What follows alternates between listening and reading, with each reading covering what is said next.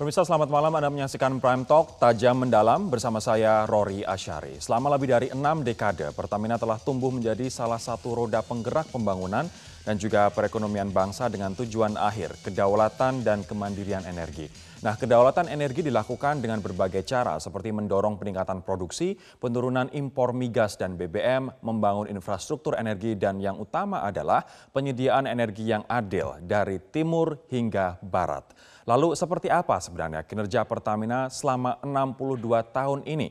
Untuk Anda ketahui, hari ini Pertamina ulang tahun yang ke-62. Nah, terobosan apa saja yang telah dilakukan dan capaian-capaian apa saja yang telah ditorehkan oleh Pertamina? Sebelum kita membahas terkait dengan 3 pertanyaan tersebut dengan Direktur Utama Pertamina, kita akan melihat terlebih dahulu sejumlah data dan juga fakta berikut ini bahwa produksi minyak dan gas Indonesia mengalami peningkatan yang cukup signifikan apabila kita melihat 5 hingga 7 tahun terakhir. Di tahun 2015 ada 607 ribu barel per hari, kemudian 2016 terus meningkat, 2018 sempat menyentuh 921 ribu, kemudian turun menjadi 910 ribu dan di 2020 targetnya adalah 923 ribu barel per hari. Sementara di 2021 target dari Pertamina adalah sampai dengan 1 juta untuk migas, yakni 1 juta barel per hari. Nah, produksi minyak Pertamina tidak hanya di dalam negeri apabila kita melihat di slide kedua pemirsa, tapi juga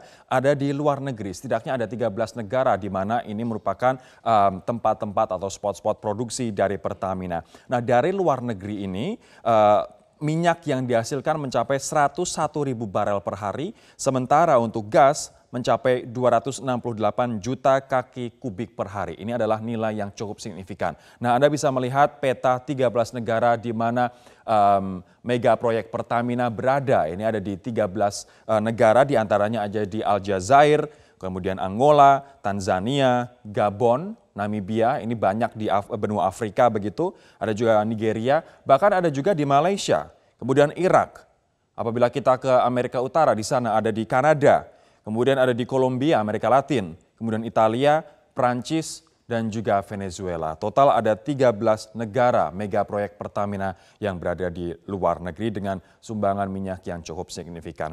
Nah, tujuan dari proyek strategi nasional Pertamina ini apa? Ini yang kemudian menjadi pertanyaan publik, apa sih sebenarnya roadmap Pertamina? Kita sering melihat atau sering mendengar bahwa Pertamina ingin menjadi world class company, tapi seperti apa sebenarnya tujuan strategi nasionalnya? Kita akan melihat beberapa tujuan dan juga beberapa ambisi Pertamina dalam beberapa waktu ke depan, pemirsa, bahwa kapasitas kilang minyak diharapkan naik atau ditargetkan naik dari 1 juta barel per hari ini menjadi 2 juta barel per hari. Caranya seperti apa nanti yang akan kita bahas bersama-sama dengan Direktur Utama Pertamina. Kemudian ada juga penciptaan lapangan kerja sampai dengan 172 ribu tenaga kerja lokal atau yang berasal dari Indonesia. Kemudian cadangan devisa naik menjadi 12 miliar US dollar. Kemudian selain itu kontribusi pajak naik menjadi 109 miliar US dollar. Ini adalah strategi nasional dari Pertamina. Nah, selain ini kita juga melihat bahwa Presiden selalu berpesan bahwa sediakan BBM satu harga untuk memberikan rasa keadilan begitu untuk saudara-saudara kita dari Sabang sampai Merauke. Nah, bagaimana kabar dari realisasi BBM satu harga Pertamina? Bisa dikatakan bahwa saat ini realisasi BBM satu harga meluas. Saat ini totalnya adalah 161 titik. Anda bisa lihat peta di layar kaca Anda, pemirsa, ini ada 161 titik. Dan ini berkomitmen melayani kebutuhan energi untuk 270 juta jiwa masyarakat Indonesia dan tersebar di 17.000 pulau untuk mewujudkan energi yang berkeadilan.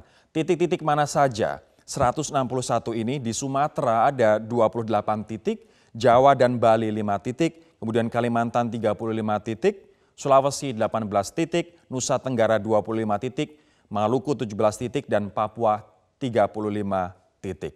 Nah, apabila kita melihat perbandingannya, pemirsa, di Papua misalnya, bagi Anda yang hidup di Papua atau pernah tinggal di Papua atau pernah berkunjung ke Papua, Anda beberapa waktu yang lalu atau beberapa tahun yang lalu pasti merasa berat begitu untuk membeli bensin, sekedar bensin 1 liter yang di Pulau Jawa dijual antara harga standar 6.400-an ternyata di Indonesia bagian timur dijual antara Rp7.000 hingga Rp100.000, bahkan bisa lebih dari itu. Namun dengan kebijakan BBM satu harga ini, semuanya saat ini harganya sama, yakni premium Rp6.450 per liternya dan solar Rp5.150 per liter.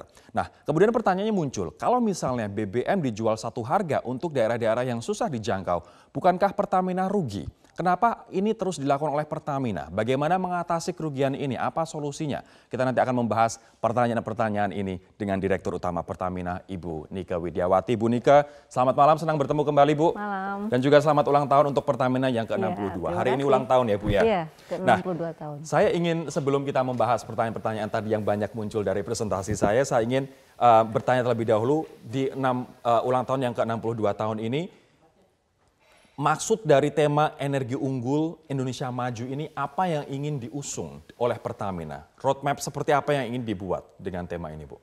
Iya, jadi kita sama-sama mengetahui bahwa energi ini yang menggerakkan seluruh aktivitas di suatu negara. Dari mulai kita bangun tidur sampai kemudian kita tidur lagi. Dari seluruh aktivitas itu energi lah sebetulnya yang berakan itu semua. Ini nggak ada energi nggak siaran kita Bu? Enggak siaran.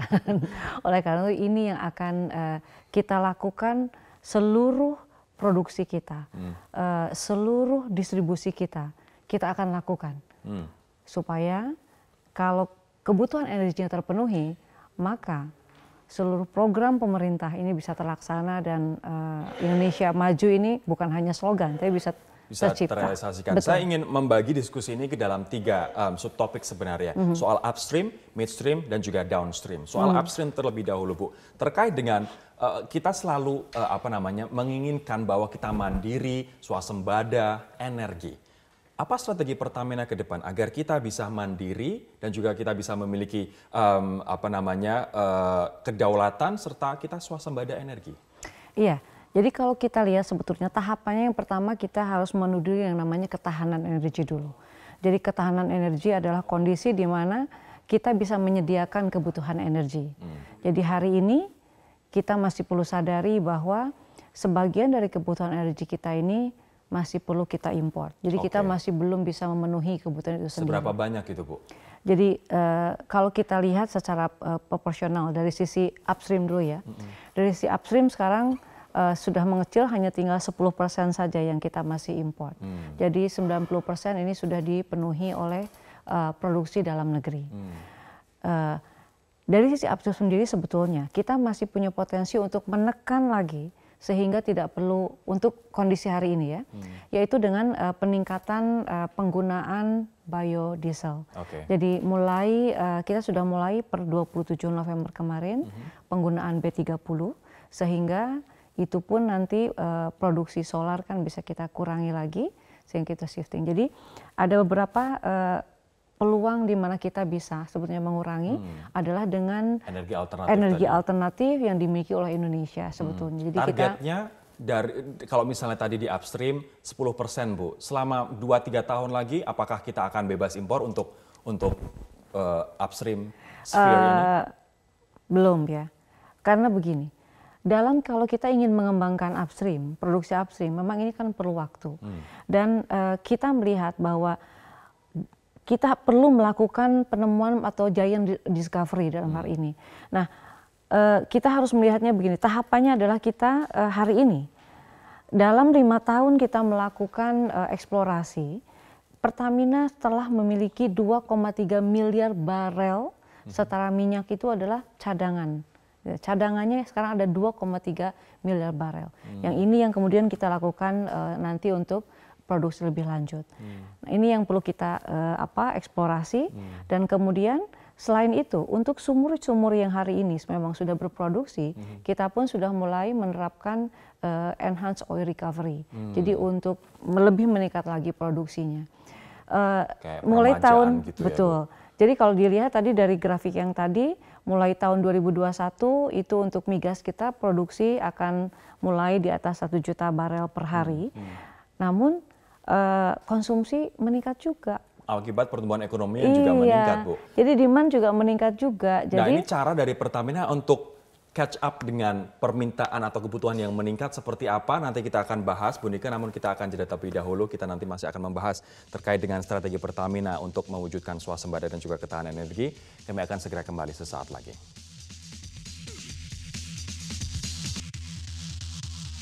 Bu Nika, seiring dengan pertumbuhan ekonomi yang semakin meningkat, otomatis kebutuhan energi juga semakin meningkat. Padahal tadi Anda mengatakan bahwa kapasitas produksi kita 1 juta per barrel ini pun untuk proyeksi atau target di 2021. Untuk keep up dengan kebutuhan itu, strateginya apa, Bu? Iya, tadi kita masih bicara upstream ya, Betul. Mas. Jadi untuk upstream sendiri ini kita untuk peningkatan kapasitas salah satunya adalah dengan kita melakukan akuisisi blok-blok yang sudah berproduksi di luar. Jadi hari ini kita sudah memiliki blok di 13 negara dengan total kapasitas produksi itu 101.000 barel per hari. Ini menambah sebetulnya portfolio kita. Ini artinya masuk ke dalam termasuk produksi Iya, nasional? itu kita bisa tambahkan, tidak itu di luar itu. Tetapi itu menambah portfolio Pertamina. Karena kalau hanya mengandalkan dengan produksi dalam negeri, ini kan masih kurang. Oleh karena itu kita kemudian harus menambah dari produksi luar negeri. Yang cara yang paling cepat adalah melakukan akuisisi. Gitu. Kita juga sedang bicara untuk melihat kemungkinan untuk melakukan akuisisi itu di Abu Dhabi dan juga di beberapa negara lain yang hari ini masih kita lakukan penjajakan. Jadi dari yang 13 itu juga ada dilakukan di beberapa area untuk pengembangan. Itu adalah yang paling cepat, Mas. Itu dari sisi upstream ya. Untuk mengejar dan keep up dari kebutuhan itu. Nah, Betul. sejak tahun 2018, Bu, Pertamina mendapatkan kepercayaan dari negara untuk mengelola blok migas yang berakhir masa kontraknya hingga 2021. Tujuannya adalah agar kapasitas produksi nasional kita bisa naik. Nah, bagaimana kemudian Pertamina bisa memenuhi harapan itu? Iya, kalau kita lihat dari data yang ada, terlihat memang kenaikan dari produksi migas ya yang dikelola oleh Pertamina. Jadi kalau dilihat dari 2017 ke 2018 kenaikannya cukup signifikan dari sekitar 600-an itu menjadi sekitar 900 angkanya kan di 2018. Dan itu akan mencapai lebih dari 1 juta mulai 2021. Boleh kita keluarkan dulu teman-teman grafiknya produksi migas kita dari tahun ke tahun? Ya, jadi kemudian yang tantangan berikutnya adalah ini sumur yang dialih kelolakan ke Pertamina ini adalah sumur-sumur yang sudah mature. Yang ada yang seperti Mahakam ini sudah lebih dari 50 tahun. Artinya cadangan minyaknya sudah tidak terlalu banyak atau gimana, Bu? Iya, jadi kita akan lakukan ada area-area yang kita akan lakukan pengembangan baru di situ. Mahakam, Rokan, itu kita melihat masih ada area-area yang belum dilakukan pengembangan sebelumnya. Dan untuk yang area existing kita akan lakukan dengan IOR, salah satu metodenya. Namun demikian kita juga sekarang melakukan seismik. Jadi untuk melihat potensi-potensi, kita baru saja melakukan seismik yang sangat panjang sekali. Seismik ini untuk menemukan potensi sumur-sumur baru, iya, new discovery itu? Betul, new discovery. Jadi itu di 30.000 kilometer kita lakukan penyisiran untuk seismik itu dari mulai Sumatera sampai dengan Papua, dan kita harapkan kita bisa menemukan cadangan-cadangan baru di situ. Sudah ditemukan?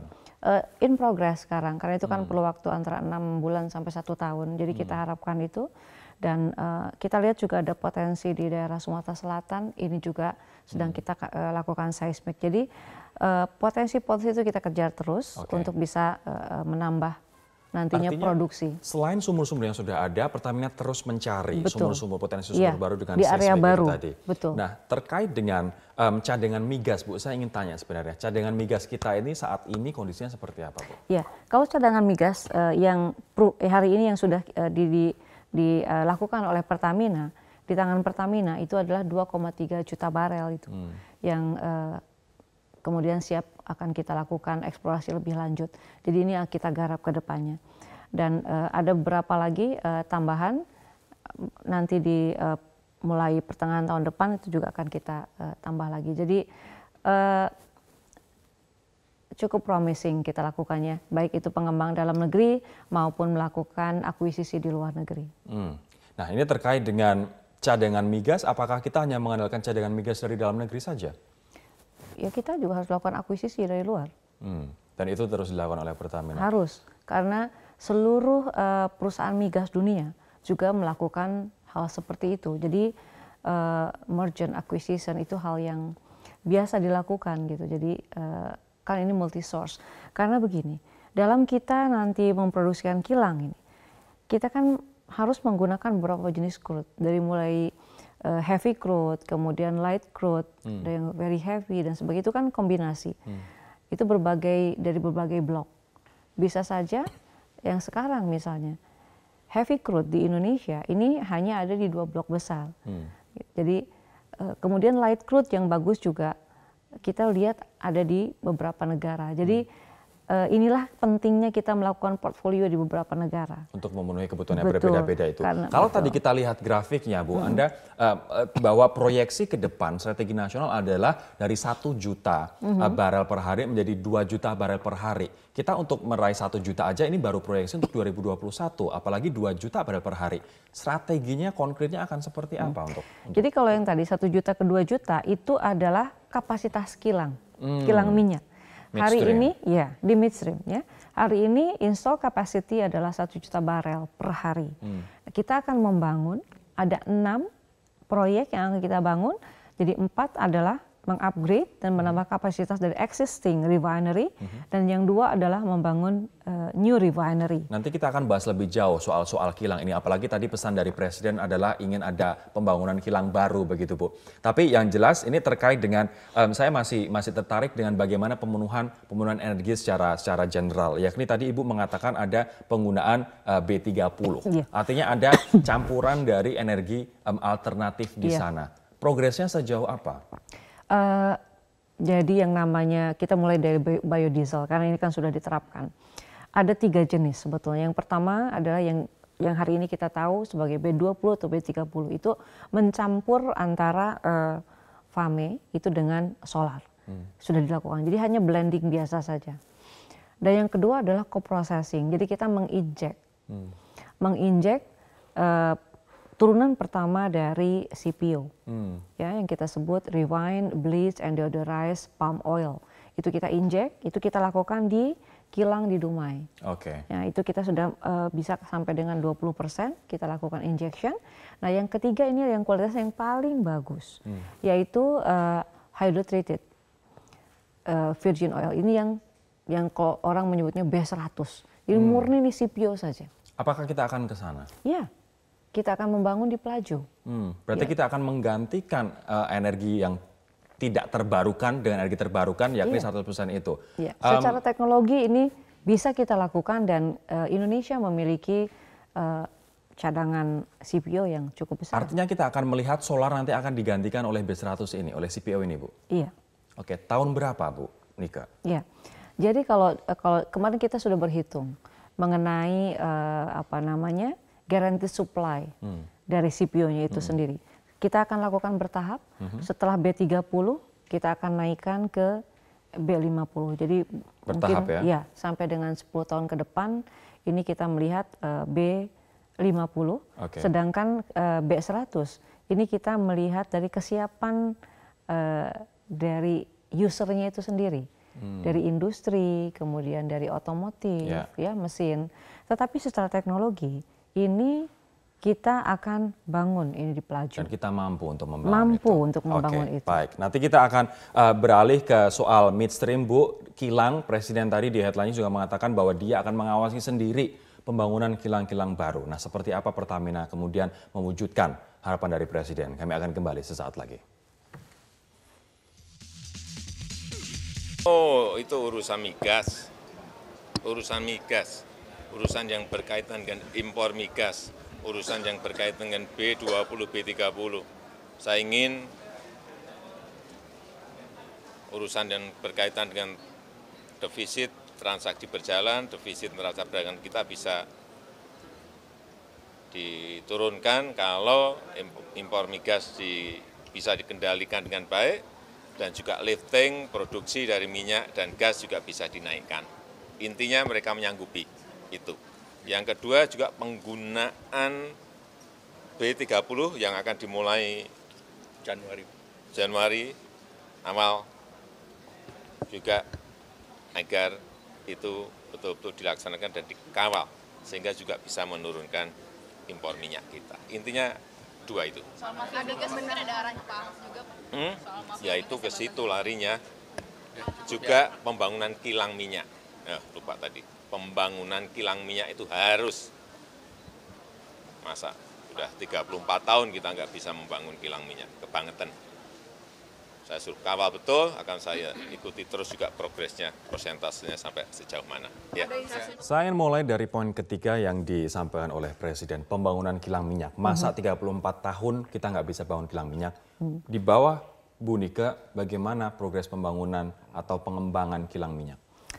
Ya, jadi kita sudah mulai. Yang pertama dibangun adalah yang di Balikpapan. Balikpapan existing yang sudah ada ini kita akan tambah kapasitasnya dari 260.000 barel per hari menjadi 360.000 barel per hari, dan standar kualitasnya itu kita naikkan dari Euro 2 menjadi Euro 5. Kita sudah mulai sejak Desember tahun 2018 itu kita tanda tangan kontrak untuk EPC kontraknya, dan hari ini progres di lapangan itu sudah lebih dari 10%. Pembangunannya, fisiknya. Mulainya kapan ini pembangunan? Mulai pembangunan itu di bulan, mulai pembangunan itu di bulan Juli ya. Butuh berapa lama? Begini, saya ingin cerita dulu ya. Karena yang namanya membangun, ini kan namanya engineering, procurement, construction. Tahapan awal adalah engineering. Saya ingin ceritakan bahwa Balikpapan ini tahap engineering ini sudah hampir selesai. Oke. Kunci pertama dalam membangun itu adalah di sisi pengadaan equipment utamanya. Di long lead item, tadi kan Mas tanya, ini kenapa perlu waktu lama? Karena memang ada pengadaan-pengadaan yang peralatannya tuh perlu waktu lama pengadaannya. Nah, untuk Balikpapan, seluruh long lead item ini sudah kita beli. Oke. Jadi tinggal jalan. Tinggal nanti selesai kemudian dipasang. Jadi ini artinya apa? Artinya risiko keterlambatan proyek ini sudah semakin kita perkecil. Karena apa? Long lead item sudah kita jalankan. Ibu tadi mengatakan 10% progresnya butuh berapa lama waktu untuk membangun sebuah kilang? Khususnya di Balikpapan. Di Balikpapan. Balikpapan ini bukan grassroots, tapi kita melakukan existing kilang. Jadi ini kita rencananya selesai di tahun 2023. Oke. Selain di Balikpapan, Bu, ada lagi nggak kilang yang bangun baru ataupun revamp dari kilang lama? Ya.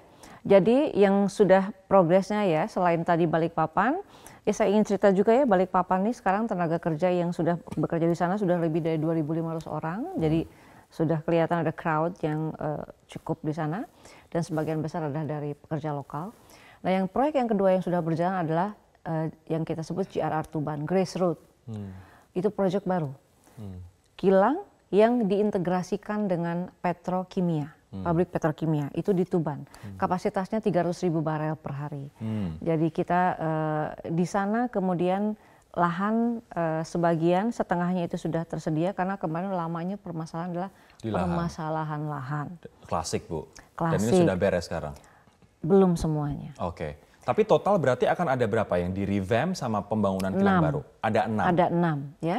Jadi yang di Tuban kita sudah melakukan sekarang, akhirnya karena masalah lahan juga masih ada permasalahan, kita lakukan reklamasi. Kita sudah mulai reklamasinya, dan lahan landednya sendiri, lahannya ini kemudian kita sudah melakukan land clearing, dan progress engineering ini sudah mulai berjalan juga. Pembelian licensor juga sudah berjalan dan sebagainya. Bu, saya harus mengakui ini 6 kilang luar biasa, karena tadi Presiden mengatakan 34 tahun kita nggak bangun-bangun gitu. Ada apa dengan yang lalu-lalu kok nggak dibangun gitu kilangnya? Bottleneck-nya di mana?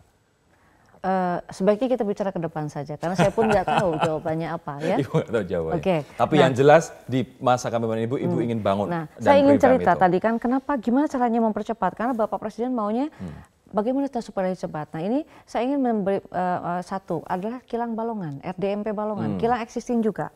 Kita coba melakukan metodologi yang agak berbeda dari sisi pengadaan, yaitu kita melakukan dual feed competition. Jadi feed atau front end engineering design kita gabung dengan EPC contract. Ini bisa men-speed up. Jadi yang tadinya kita rencanakan selesai di akhir 2023, ini kemarin kita baru tanda tangan untuk yang dual feed competition-nya. Rencananya di Balongan ini kita selesai nanti di pertengahan 2022. Baik. Jadi kita lakukan beberapa cara, metodologi yang bisa men-speed up, sehingga harapan Presiden ini bisa kita terwujud. realisasikan.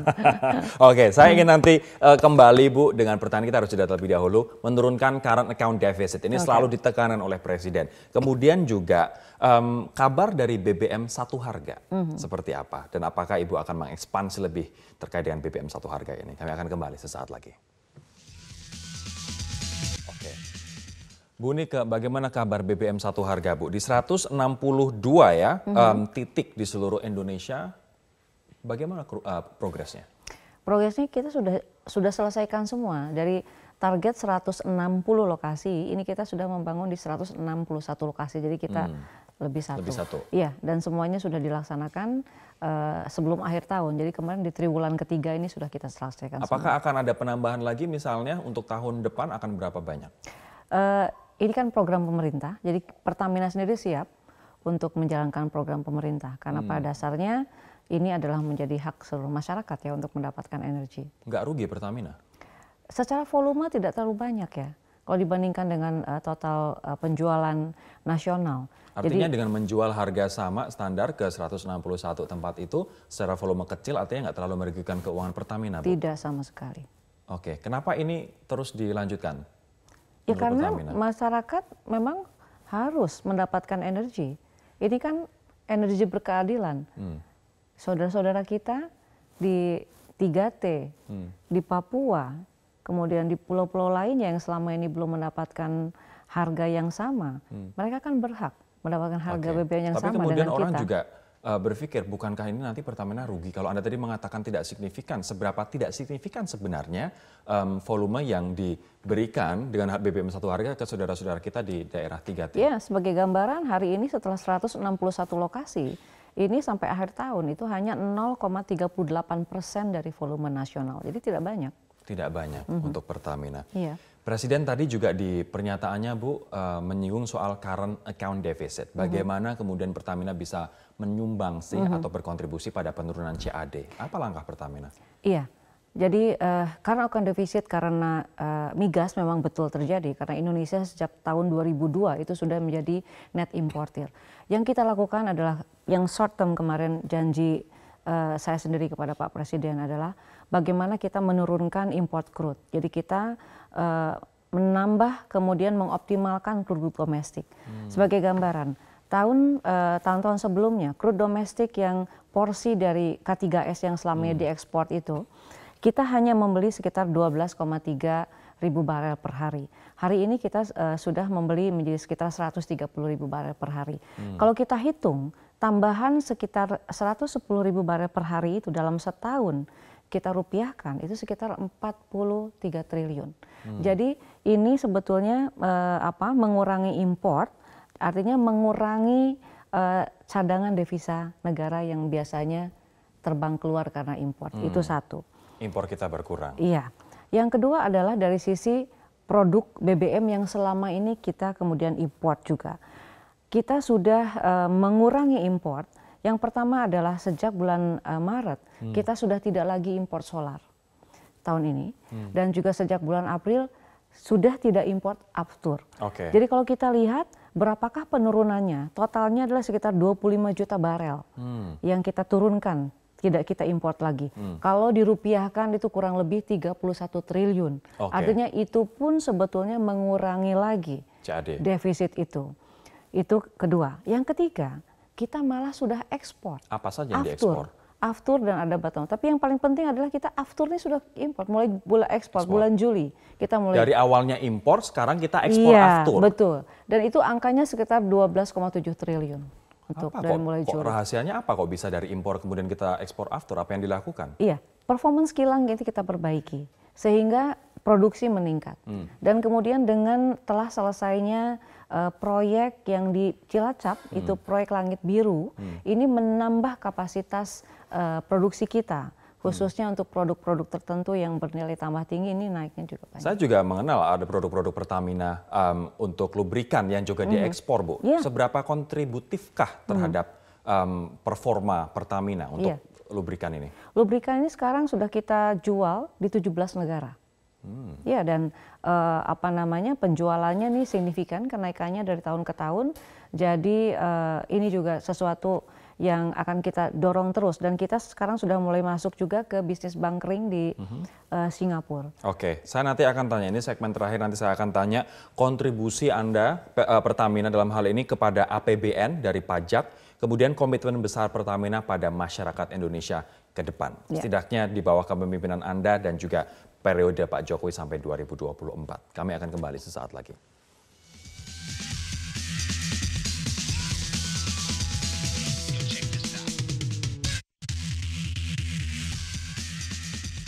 Sebelum saya tanya soal kontribusi pada APBN, saya ingin tanya soal subsidi BBM, Bu, yang selama ini kita tahu membebani keuangan negara.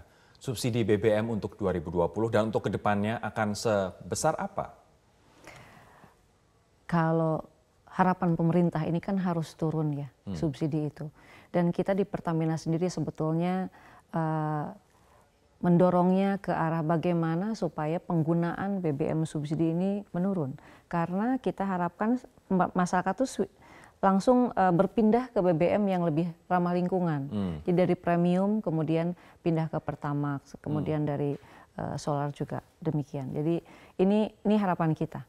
Nah, terkait dengan BBM bersubsidi yang tepat sasaran, adakah inovasi yang ingin dilakukan Pertamina biar subsidi ini tepat sasaran ke orang yang benar-benar membutuhkan? Ya, kita sekarang sudah melakukan digitalisasi SPBU. Dari total SPBU besar itu setengahnya sekarang kita sudah lakukan digitalisasi, dan seluruhnya ini akan terdigitalisasi nanti di triwulan pertama tahun depan. Maksudnya terdigitalisasi artinya jadi hanya kita orang tahu yang betul berhak saja? Ya, kita tahu betul setiap transaksi ini siapa yang membeli dan connect langsung ya dengan data-data. Dan selanjutnya ini kita nanti pemerintah tentu akan program berikutnya adalah subsidi yang langsung kepada penerima subsidi. Artinya dengan digitalisasi itu tidak ada orang yang tidak berhak menerima subsidi? Memungkinkan untuk dilakukan itu. Oke, baik. Kontribusi pada APBN, Bu? Ya, jadi tahun lalu itu kita memberikan, ada dua ya. Yang pertama adalah dari dividen dan pajak itu 120 triliun. Kemudian dari sisi upstream kita memberikan government entitlement, share government, dan juga signature bonus itu sekitar 170 triliun. Jadi tahun lalu kontribusi kita itu 290 triliun. Jadi besar sekali, dan kita juga tetap maintain itu. Kita menjadi pembayar pajak terbesar juga, mendapat penghargaan dari pemerintah. Baik, terakhir untuk Anda, Bu, apa komitmen besar Pertamina untuk bangsa dan masyarakat Indonesia? Ya, Pertamina berkomitmen untuk menyediakan energi untuk seluruh masyarakat dan industri. Kita juga akan melakukan program One Village, One Outlet, karena hari ini kami sadari belum sepenuhnya seluruh desa ini mempunyai accessibility terhadap energi, yaitu adalah ke SPBU dan juga untuk ke LPG. Dengan program ini kita sekarang sudah punya peta, sudah 67%, akan kita tingkatkan sampai dengan 100%, sehingga seluruh masyarakat akan dapat mendapatkan BBM ini akses dengan mudah ya, dan juga LPG. One Village, One Outlet. Yes. Ibu Nike Widiawati, Direktur Utama Pertamina, terima kasih dan sukses terus untuk Pertamina di ulang tahunnya yang ke-62. Pemirsa, demikianlah perbincangan kami di Prime Talk malam hari ini. Saya Rora Asyari undur diri. Semoga ini bisa menambah perspektif kita, insight kita terkait dengan seperti apa peta energi kita dan juga progres yang telah dibuat oleh Pertamina sejauh ini. Saya Rora Asyari mewakili teman-teman yang bertugas undur diri. Sampai jumpa.